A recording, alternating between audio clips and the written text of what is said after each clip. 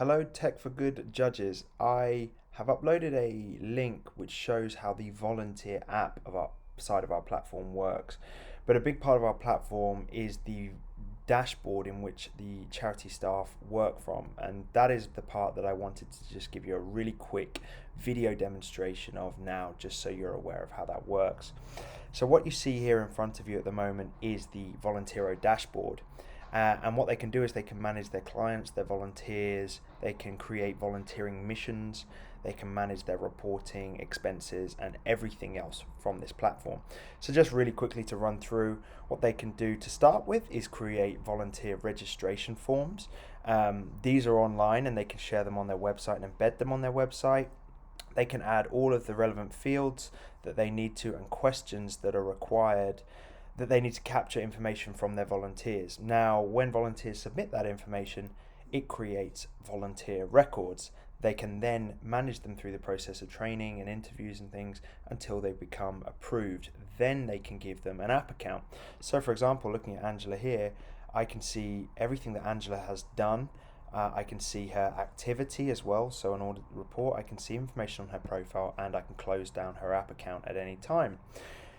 What staff members can also do is they can manage their clients. Now, clients can be either individuals or organizations. So for example, sometimes it might be an elderly person in their community who needs help, but sometimes it might be a school or other type of organization that will benefit from the volunteering activity. Once they've created clients, then they can start to create missions which pertain to those clients. So for example, I can start off by creating templates. Now these templates are fully customizable, and charities can create any type of volunteering activity that you could possibly imagine. When they create one, they give it a template name and they add the various features that may well be required. For example, a location, ability to upload expenses, a checklist, that kind of thing. Once their templates are all set up, they can then add actual instances of these missions. So for example, something that's been very popular through COVID is phone befriending. So I can create a phone befriending mission and I can say it's for Jennifer. I can choose how many volunteers we need, and this manages the number of volunteers that can join any given mission. I can also give it a high priority to bump it higher up the list. I can then add a description to say what volunteers need to do and maybe a little bit of information about Jennifer that's helpful. A key part of the platform as well is that you can create volunteer groups. This means that rather than a staff member or volunteer manager having to call up various volunteers and ask if they can do something or pull reports to find out who the right volunteers are, they can actually just put something in straight into the relevant group, and they can be very comfortable that only the volunteers within this group can see it.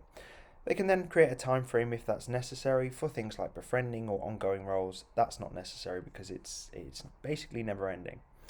And then the final thing they can do as well is add approval. So this just is an additional safeguarding feature that means that they can approve any volunteers that wish to join that mission themselves. Moving on quickly, I wanted to show you a little bit about how they can manage expenses. So volunteers with their reports can submit a quick expense claim. They can say how much they need. They can also upload a picture of a receipt, for example, as well.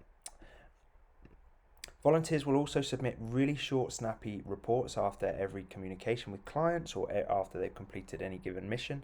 What we can do is we can allow our clients to basically gather quick and easy metrics, and volunteers can submit their volunteering time as well as raise any safeguarding concerns. And this is extremely important because volunteers can now flag if they have a gut feeling that something wasn't right on their volunteering task.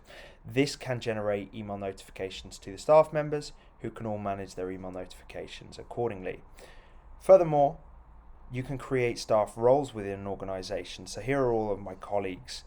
What I can do is I can say, okay, perhaps I want to create a new role, which might be befriending coordinator. And what I can do is then limit their access just to specific groups and then get really granular around what they can do within the platform as well. I then go back to users and assign that role to any given staff member. Other things that we can do within the platform as well are things like gathering really useful metrics, and these can be filtered down again by groups or by clients. Timeframes can be selected, and then we can present things in terms of volunteering time, how much impact has been delivered, who top volunteers are, and how your clients are doing as well.